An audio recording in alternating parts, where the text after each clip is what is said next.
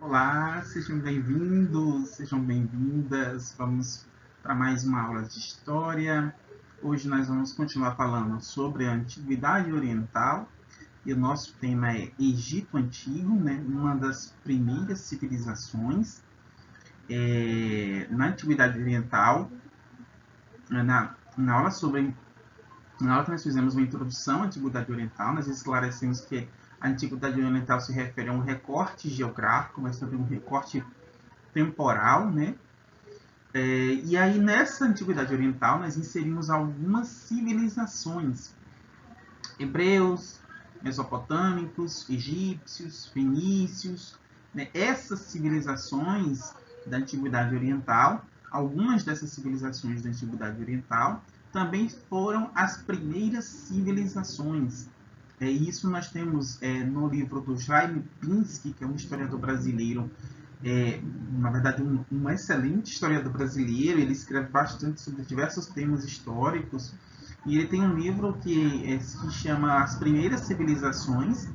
E nesse livro do Jaime Pinsky, ele trata sobre hebreus, mesopotâmicos e sobre os egípcios antigos. Né? E hoje nós vamos falar aqui um pouco sobre Egito Antigo, né? Essa civilização que encanta tanto as pessoas, né? Vários elementos da cultura egípcia, né? Da sociedade egípcia, estão presentes na nossa sociedade, nas sociedades modernas. Muitas coisas são reproduzidas, existe muita obra cinematográfica, muita ficção, objetos de decoração, joias com o formato, com o mesmo design das joias que eram usadas no Egito Antigo. Então, é uma civilização que desperta muito interesse, né? Existem muitos livros, revistas sobre o Egito Antigo. Nem todos esses livros e nem todas essas revistas seguem uma linha historiográfica, né? Tem o rigor científico ali da produção do conhecimento histórico, né? Da escrita da história. Então é interessante também analisar que material você está recorrendo para estudar a civilização egípcia, aqueles que têm interesse em estudar a civilização egípcia, né? Porque nem todos esses materiais eles têm essa qualidade necessária para se estudar essa grande civilização, esse grande povo que viveu aí, que faz parte dessa antiguidade oriental. Então nós vamos falar sobre esse tema, nós vamos tentar fazer algumas considerações além do texto que nós selecionamos para esta aula, né? Para este estudo de hoje. E, dentro do possível, vamos fazer algumas indagações em relação também ao Egito Antigo e a relação que o estudo sobre o Egito tem na nossa sociedade, na nossa civilização também, na civilização contemporânea, na sociedade contemporânea. Introdução ao Egito Antigo. Primeiro nós vamos fazer assim, algumas considerações breves sobre o Egito Antigo. E pior que eu já fiz essas considerações logo no início aqui da nossa aula, né, algumas considerações sobre o Egito Antigo. Mas nós vamos fazer algumas outras considerações sobre o Egito Antigo para a gente ter uma ideia geral, né, um contexto geral da civilização egípcia. Depois nós vamos entrar em alguns detalhes específicos, algumas coisas aí sobre a história, a cultura, a sociedade egípcia antiga. O Egito Antigo foi uma das mais importantes civilizações da Antiguidade. O Egito Antigo foi uma superpotência da Antiguidade. Né? O Egito, durante o Novo Império, se transformou em, de fato, uma civilização imperialista nos moldes aí de todas as civilizações que tentam exercer domínio, que tentam controlar outros povos, né? Se transformar, de fato, em um império. Né? Na história, né, a gente tem uma divisão entre reino e império. Muitos reinos não se tornam impérios e muitos impérios não são reinos. Né? A gente tem aí algumas características que assinalam o que seria um império, o que leva um povo a se transformar em um império. E o Egito ele se transformou em um império, ele conquistou outros povos. O Egito se transformou aí em uma das principais civilizações da antiguidade, né? Foi uma grande superpotência da antiguidade. né, com uma importância muito grande, uma influência muito grande para os outros povos, inclusive para os gregos. Os egípcios influenciaram também os gregos, né? Conhecimentos que eles desenvolveram são estudados, são disseminados, são verificados até os dias atuais, né? Chegaram até nós, outros também não chegaram até nós, mas existe uma grande especulação em cima do conhecimento que os egípcios desenvolveram, né? Dos avanços tecnológicos que eles promoveram, que eles alcançaram, mesmo estamos falando do período da antiguidade, né? Ou seja, um período anterior a 476 depois de Cristo. A vida egípcia estava regulada pelas cheias do rio Nilo. Quando as águas voltavam ao leito normal, deixavam o solo recoberto com um limo que fertilizava a terra para a agricultura. É famosa a frase do Heródoto: o Egito é uma dádiva do Nilo. Muitos livros de história, livros didáticos de história, começam a falar sobre o Egito Antigo com essa frase do Heródoto, né? O Egito é uma dádiva do Nilo. E também muitos livros questionavam, colocavam algumas indagações em torno dessa frase do Heródoto, né? Já que ela seria reducionista no sentido de dizer que o Egito só foi uma grande civilização graças ao rio Nilo, como se todo o esforço humano por trás dessa construção de uma grande civilização não existisse e tudo se devesse a fatores naturais. Isso não é verdade. Nós sabemos que o Egito foi uma grande civilização, existe uma dependência muito grande do rio Nilo. O Egito a civilização egípcia se desenvolveu no nordeste da África, é uma região desértica, e o rio Nilo tinha um regime de cheias anuais muito regulares, né? É tanto que o calendário egípcio era dividido em estações de acordo com esse ciclo natural de enchente, de inundação, de plantio e de colheita, né? Era assim que era dividido o calendário egípcio. Então, a importância do rio Nilo para a civilização egípcia é inquestionável. Mas nós temos que levar em consideração que, sem o fator humano, esse desenvolvimento da civilização egípcia ele jamais seria alcançado. Então, o que nós temos que ter em mente é que o Egito deve sim ao rio Nilo, a sua prosperidade, o seu desenvolvimento, porque precisava-se dessa regularidade de inundações, de cheias, para a agricultura, que era a base da sociedade da economia egípcia, né? Para a sobrevivência desse povo, dessa civilização, mas também todo o desenvolvimento científico e tecnológico da civilização egípcia foi fruto do quê? Do esforço daquele povo, né, para realmente encontrar soluções para os problemas que eles enfrentavam. Inclusive, a questão das cheias do rio Nilo era um problema a ser solucionado pelos egípcios, já que as cheias poderiam causar inundações que destruiriam vilas e cidades. Então, era preciso encarar o problema das cheias. Outra questão é como seria a irrigação se a inundação ela não atingiria toda a área cultivável. Então, assim, os egípcios tiveram que pensar em soluções, né, a construção de diques, a construção de canais para irrigação, né, para ampliar a área de cultivo, para que fosse produzido alimentos em quantidade suficiente para a manutenção dessa civilização. Para melhor aproveitá-lo, os egípcios desenvolveram sistemas de medida e escrita baseado nos hieróglifos. Né? Aqui, como eu peguei o texto original, acabaram engolindo o acento agudo de hieróglifos.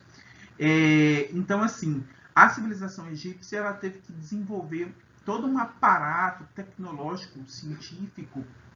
A gente está falando de científico aqui, não é a ciência do século XXI, não é a ciência moderna, tá, gente? É uma ciência da antiguidade ainda, né? Desenvolveram conhecimentos da matemática, da astronomia, para lidar com todas as questões, com todos os problemas que eles precisavam solucionar no seu cotidiano, para a manutenção de sua civilização, de sua sociedade, para o desenvolvimento, né? Para aquela vida ali que eles tinham. A escrita egípcia, que é uma escrita bem conhecida, bem famosa, né? Os hieróglifos não era a única forma de escrita que os egípcios usavam, né? E nós vamos falar um pouco sobre isso posteriormente. E também os sistemas de medidas, né? A divisão das estações, a divisão, o período, o intervalo que formava um ano, né, o calendário egípcio ali, as unidades de medida para determinar ali, várias questões do cotidiano, né, da produção, da tributação, e também os conhecimentos matemáticos que foram imprescindíveis para as grandes construções, que são uma marca, né, muito uma marca muito latente, não, uma marca muito visível, uma marca muito mencionada da civilização egípcia. As grandes construções dos egípcios foram aqueles que realizaram grandes construções, as construções faraônicas. A palavra faraônica faz referência justamente ao faraó e essas grandes construções que foram realmente desenvolvidas pelos egípcios.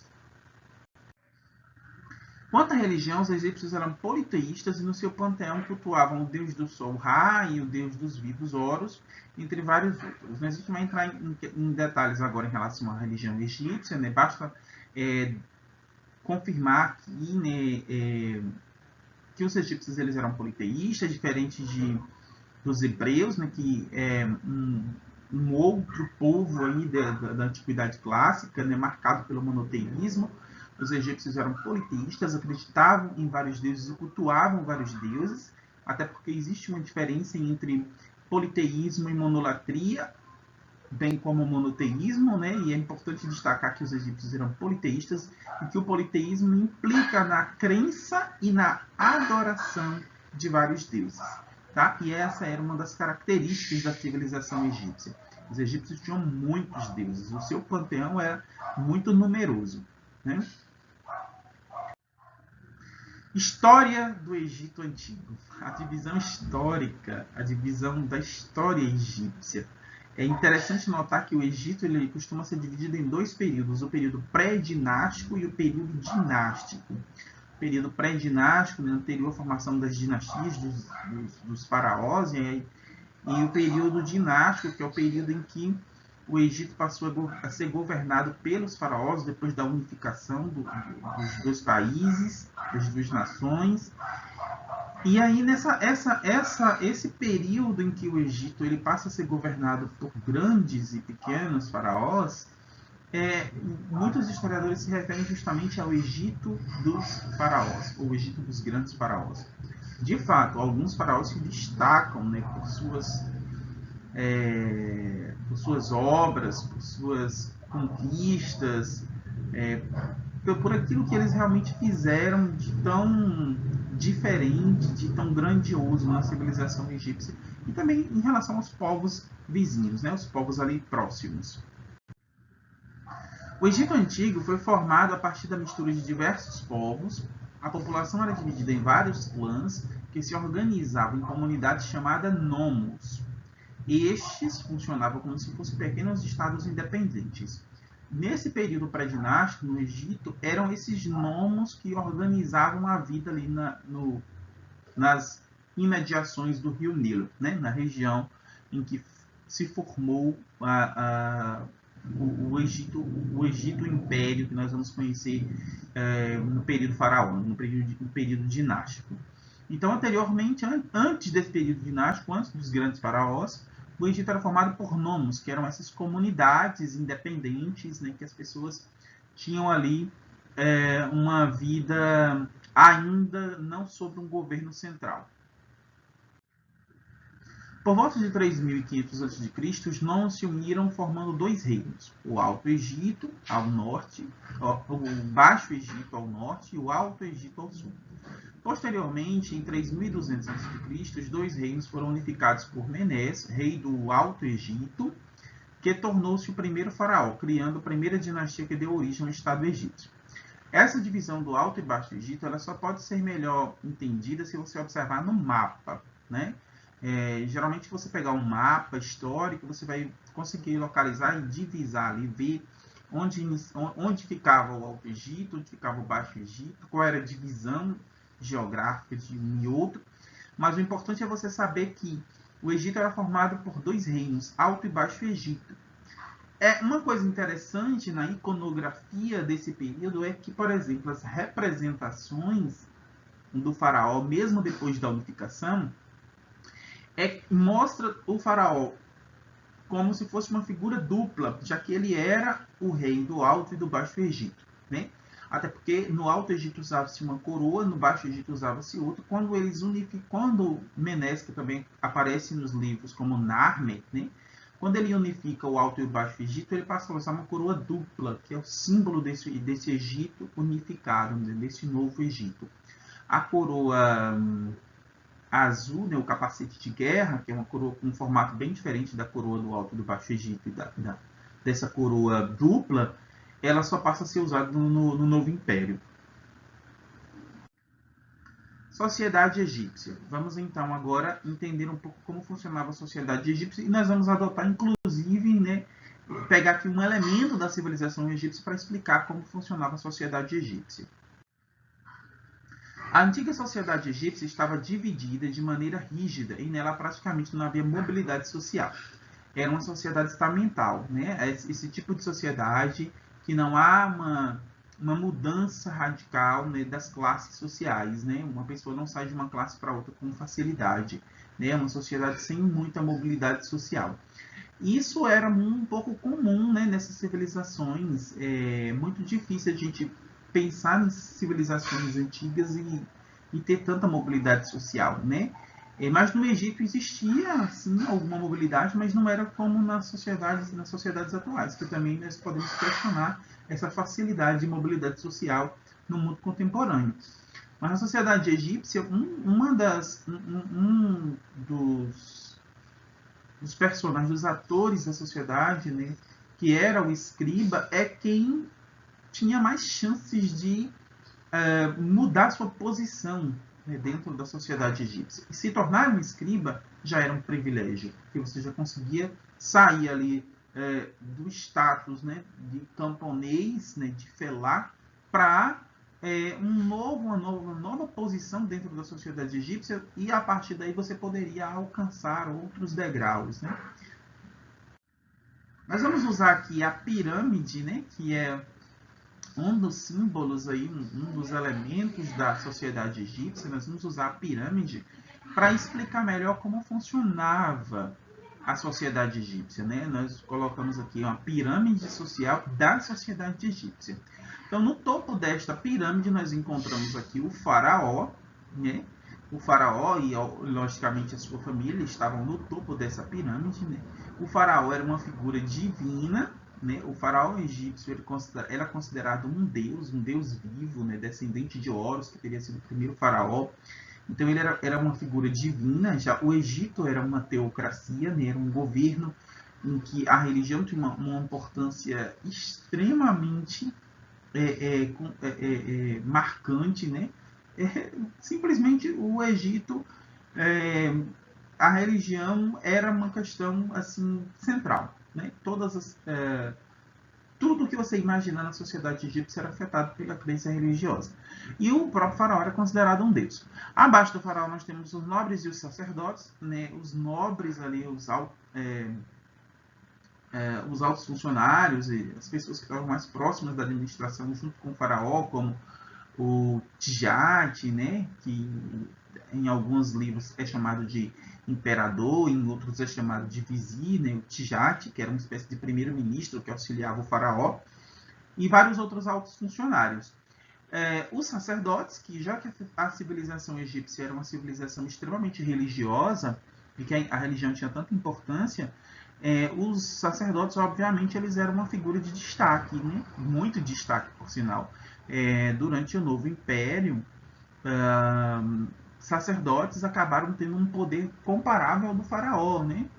Então a gente pode imaginar o quanto esses sacerdotes eram poderosos, eram importantes nessa sociedade. Logo abaixo nós temos os soldados, depois deles os comerciantes, e quase na base dessa pirâmide, né, praticamente na base dessa pirâmide, nós temos os artesãos e os camponeses. Os camponeses que realizavam trabalhos compulsórios, né, para o faraó durante a estação aí, da inundação, né? Eles realizavam um trabalho para o faraó. Isso é uma das características da Antiguidade Oriental, né, esse trabalho que as camadas mais baixas da população dentro da sociedade, elas realizavam para os chefes de Estado. E por último nós temos escravos, que eram em pequena quantidade. Né? No Egito os escravos eram em pequena quantidade, a escravidão não era a base da sociedade egípcia, né? Nem da economia egípcia. O trabalho escravo não era tão significativo assim. A maior parte do trabalho era realizada pelos camponeses, né? Que no Egito se chamavam de felás, e o trabalho escravo era muito pouco, né? A escravidão na antiguidade ela não era tão significativa. Os escravos eram prisioneiros, geralmente eram prisioneiros de guerra, ou pessoas que tinham se tornado escravas para pagar dívidas, né? A escravidão por dívidas. Na sociedade egípcia, as mulheres tinham uma posição de prestígio, podiam exercer qualquer função política, econômica ou social em igualdade com os homens de sua categoria social. Dentro da civilização egípcia não tinha esse preconceito, essa visão negativa da mulher. Né? A mulher na sociedade egípcia ela tinha uma posição de destaque. O interessante é que na sociedade egípcia, ao longo da história egípcia, nós vamos ter faraós que eram mulheres. Né? Agora sim, é preciso ter cuidado porque existe todo um estudo, né, várias pesquisas para entender melhor como funcionou aí o reinado desses faraós que foram mulheres, né? Com exceção de Cleópatra, que ficou muito bem estabelecido como foi aí a ascensão de Cleópatra, né, ao trono egípcio e como ela desempenhou esse papel. Mas temos o caso de Hatshepsut, por exemplo, que é um caso bem estudado, porque existem várias teorias, várias hipóteses, suposições de como realmente foi o governo de Hatshepsut, como ela era encarada pelos egípcios. Né? Existem algumas análises da iconografia relacionada a ela, porque às vezes ela aparece com trajes masculinos, então provavelmente ela pode ter sido faraó, mas ela é como se ela fosse um homem, ela como se ela se comportasse como um homem. São questões que são estudadas, que são analisadas de perto, para a gente não fazer afirmações simplistas, né?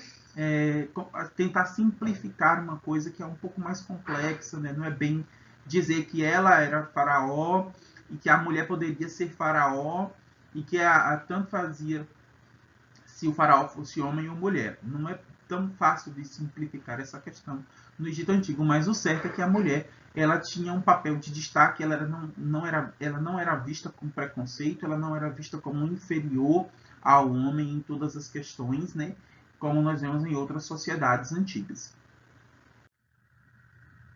A civilização egípcia. Vamos falar um pouco agora sobre o desenvolvimento científico, tecnológico, cultural dos egípcios, né? Vamos entender um pouco sobre essas questões. A civilização egípcia foi extremamente sofisticada e suas marcas estão entre nós até a atualidade. Isso é claro, né? Nítido. Logo no início eu falei que existe aí uma grande produção de obras cinematográficas, de livros, de jogos que se passam no Egito Antigo. Né? Existe um grande fascínio pelo Egito Antigo no nosso mundo atual. Os egípcios, como todos os povos da antiguidade, eram ótimos astrônomos e, observando a trajetória do Sol, dividiram o calendário em 365 dias e um dia em 24 horas, que é usado até o dia de hoje pela maioria dos povos ocidentais. Essa divisão do calendário egípcio em 365 dias é uma questão curiosa, porque na verdade o calendário egípcio tinha 360 dias. 5 eram 5 dias de festas.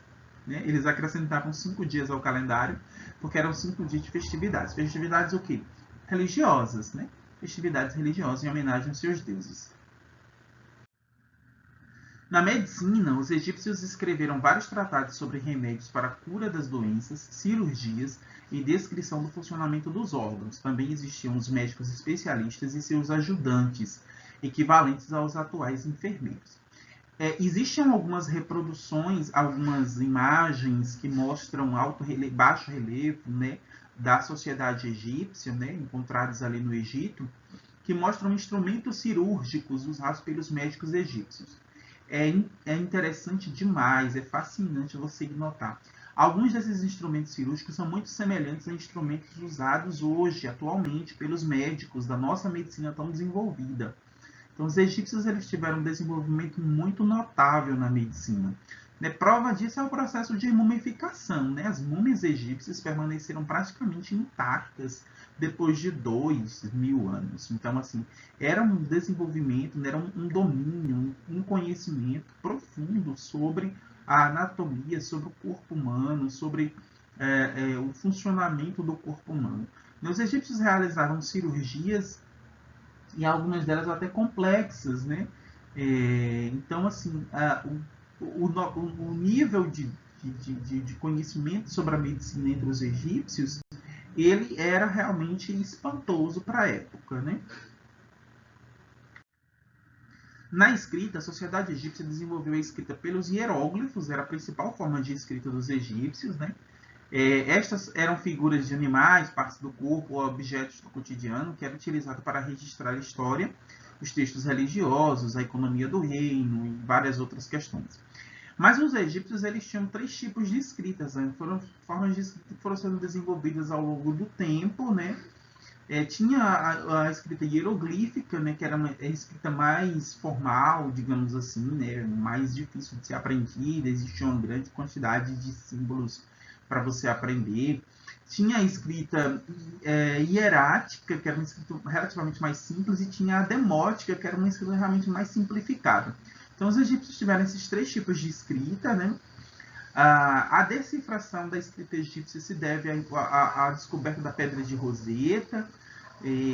Foi graças a essa pedra que foi possível decifrar a escrita egípcia, que não é fácil, né? Se você pegar dicionários, tem inclusive um dicionário português, hierógrafo português, é uma escrita extremamente difícil para você aprender, para você decifrar, né? Não é fácil ser egiptólogo, porque a escrita egípcia ela é extremamente complexa, né? Cultura. Vamos falar um pouco agora sobre a cultura egípcia, né? Novamente, nós vamos fazer algumas considerações mais genéricas, né? Nós não vamos entrar em tantos detalhes para que nossa aula não fique muito extensa, né? Podemos propor aí alguns estudos aprofundados para quem se interessar pelo tema, né? Pela civilização egípcia, mas não tratar de tudo de forma muito aprofundada, de forma muito detalhada. A principal arte desenvolvida no Egito Antigo foi a arquitetura, óbvio, né? Profundamente marcada pela religiosidade. As construções voltaram-se principalmente para a edificação de grandes templos, como os templos de Karnak, Luxor, Abu Simbel e as célebres pirâmides de Gizé, né? Que hoje ficam ali onde é o Cairo, né? Que serviam de túmulos aos faraós, entre as quais se destacam as pirâmides de Kelps, Khafre e Mycerinos. As grandes construções são a marca da civilização egípcia, né? As pirâmides, né? E aí tem várias teorias mirabolantes, tem várias teorias loucas sobre o uso das pirâmides, né? E esses grandes templos. As pirâmides, é consenso entre os historiadores, eram os túmulos dos faraós. Esses túmulos eles foram mudando ao longo dos anos, né? Primeiro eram as mastabas, que era como se fossem esses túmulos, era como se fosse uma pirâmide, mas uma pirâmide integral com apenas um degrau. Muito parecido com a pirâmide asteca, com o zigurate, alguma coisa. Entre essas duas aí. Depois veio a pirâmide em degraus. Eram vários, 3 ou 4, vários degraus que formavam ali a pirâmide. A pirâmide de face lisa, que é a que nós mais conhecemos. E depois os egípcios passaram a usar os hipogeus, que eram túmulos escavados, né? O Vale dos Reis, são hipogeus, túmulos escavados, né? Na rocha. Então, assim, eles foram mudando aí o tipo de tumba para o faraó, né? E claro que depois, né, essa questão das tumbas, elas passam a ser usadas por outras pessoas que não apenas o faraó e sua família, né? Mas a pirâmide era basicamente para o faraó, né? Existem várias teorias e explicações e tentativas de dizer que as pirâmides não eram simples túmulos, porque algumas não encontraram o corpo do faraó, mas existem outras explicações para isso, né? Então, assim, a marca da civilização egípcia foi, de fato, a construção desses grandes monumentos, pirâmides, templos, que marcaram aí, que são aí uma grande referência em relação à civilização egípcia. A pintura egípcia era muito peculiar, pois representava o corpo de frente, mas a cabeça estava sempre de perfil, caso o retratado estivesse de pé. No entanto, se estivesse sentado, tanto o corpo como a cabeça estariam de perfil. Pintavam-se as paredes dos palácios, templos, especialmente as tumbas destinadas aos faraós. A pintura egípcia está presente em vários locais. Essa norma para a pintura egípcia, né, essa norma que nós vimos aqui do corpo de frente, a cabeça de perfil, essa série de normas é chamada de a lei da frontalidade, né? Uma característica própria da pintura egípcia, né? De representar, de ter o corpo de um jeito, o corpo de frente, o rosto de perfil, né? O olho tinha que ser como se fosse de frente. Então, essas características, essas normas para a pintura egípcia que deviam ser seguidas por todos os pintores, né? Isso é bom deixar isso claro, né? Não é que os egípcios não poderiam fazer pinturas realistas, é que eles tinham que seguir essa norma, que é a lei da frontalidade, né? A pintura egípcia era uma pintura que era, como tudo na civilização egípcia, associado à religiosidade, na religião. Então eles tinham que seguir essa norma, não poderia pintar de qualquer jeito, eu não poderia fazer, se eu fosse um pintor no Egito Antigo, eu não poderia pintar no estilo realista, né? Só durante o governo de Amenófis IV é que vai ter alguma flexibilização na forma, né? A Amenófis IV, que é o Akhenaton, né? Conhecido como Akhenaton, ele vai promover, com a reforma religiosa que ele promove no Egito Antigo, né, tentando implantar no Egito o monoteísmo, ele também faz uma reforma na cultura egípcia. E aí ele passa a criar novas formas, né? Ele passa a permitir novas formas de expressão artística, como principalmente a pintura passa a ser mais realista, né? E os temas também começam a variar. A pintura representava cenas familiares e do cotidiano do reino, como procissões, nascimento e morte, mas também o cultivo e a colheita. Hoje, as pinturas nos permitem reconstruir o dia a dia dos egípcios. É muito interessante, se vocês quiserem fazer um exercício aí que vai trazer muita divertimento e, ao mesmo tempo, uma empolgação em vocês. É analisar a iconografia egípcia. Né? Existem muitas imagens sobre o Egito, relacionadas ao Egito Antigo. E analisar essas imagens, dessas pinturas, esculturas, nos trazem muitas informações sobre o Egito Antigo. Né? É uma das áreas mais interessantes que tem para se estudar, uma das civilizações mais interessantes, porque tem muito registro, tem muitas imagens, muitas fotos de esculturas, de objetos do cotidiano, que vão dar muitas informações sobre o Egito Antigo. A escultura egípcia, de grande porte, retratava as esfinges, criaturas fantásticas, deuses e faraós. Merece atenção as obras de pequeno tamanho, como os sarcófagos, de pedra ou madeira, nos quais os artífices procuravam reproduzir as feições do morto, para ajudar a alma a encontrar o corpo. Alguns, inclusive, chegavam a incrustar pupilas de cristal nos olhos. A escultura egípcia é tão interessante quanto a arquitetura, né? Usa os chabites, que eram peças pequenas, assim, em formato de pessoas. Eram esculturas pequenas que foram encontradas no interior dos túmulos de alguns faraós. E tinha uma crença religiosa que eram espécie de escravos que ele poderia usar no outro mundo, né? Já que os egípcios eles acreditavam no outro mundo, na vida após a morte, e que era preciso se preparar para essa transição da vida neste mundo para a vida no próximo mundo. Era preciso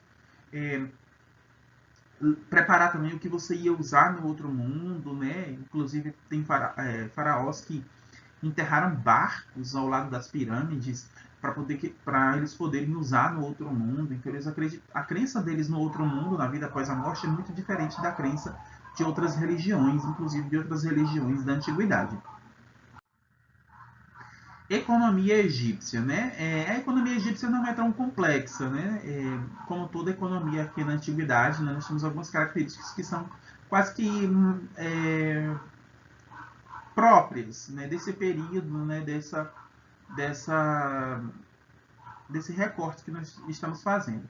Inclusive, nós já falamos um pouco sobre isso quando nós falamos da questão da introdução à antiguidade oriental, do modo de produção asiático, né, que marca aí justamente a economia desses povos antigos. O rio Nilo era responsável por mover a economia, pois após as cheias, quando a terra estava fértil, plantava-se trigo, cevada, frutas, legumes, linho, papiro, né, que inclusive fornecia aí o material para criar uma espécie de papel, que também era chamado de papiro, né, e o Egito acabava comercializando essa espécie de papel, e algodão. Então a economia egípcia era baseada na agricultura, eles cultivavam aí frutas, legumes, cereais, né? A base da alimentação egípcia era o pão, então eles cultivavam o trigo e a cevada para a fabricação da cerveja, né? Uma cerveja não fermentada para a alimentação do cotidiano. De igual maneira, o Nilo servia para a pesca e garantia a unidade política ao Egito, porque era uma via utilizada para comunicar os dois pontos do território, ou seja, era uma via de transporte, né? O Nilo, as embarcações egípcias iam de uma região para outra no Egito pelo rio Nilo. E ao mesmo tempo era usado também na pesca, né? E os egípcios usavam também como um passatempo, né? Inclusive caçar hipopótamos no Egito era um passatempo, né? Perigoso, mas era um passatempo. Crocodilos também. Então, nadar, né, navegar no rio Nilo, o Nilo tinha uma importância assim, incrível na sociedade egípcia, mas não podemos menosprezar o esforço humano também para tornar o Egito uma grande civilização, como eu já falei antes. Para melhor aproveitar o rendimento do terreno, os egípcios desenvolveram sistemas de medida e contagem. Afinal, os impostos eram pagos conforme o tamanho da área cultivada e era preciso anotar com exatidão as quantidades cobradas. De acordo com o tamanho do campo, é que você pagava, você entregava parte da sua produção. Nós temos, inclusive, imagens que mostram isso, né? Sendo feita a medida do campo para a coleta do imposto, né?